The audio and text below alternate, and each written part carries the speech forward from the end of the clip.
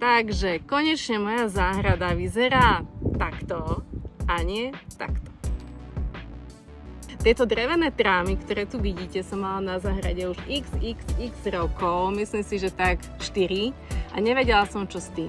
Najskôr som to chcela využiť na kúrenie, ale drevo bolo namorené, takže za každým, keď sme hodili nejaký kus dreva do kozuba, tak sme cítili neznesiteľný zápach, čiže nebolo by to úplne OK. Sama by som to nezlikvidovala, jedine tak s nejakým seknutím v chrbte, tak som si zavolala chalanov zo Sofo Service, ktorí boli veľmi ochotní. Jedna deň s nimi bolo bezproblémové, priateľské, ochotne sa prišli pozrieť a vedela som, do čoho s nimi idem. Všetko to zlikvidovali za neuveriteľnú hodinu, takže môžem jedine odporúčať. Ak potrebujete sťahovať alebo zlikvidovať bordel zo záhrady a neviete čo s ním, tak odporúčam všetkými 10.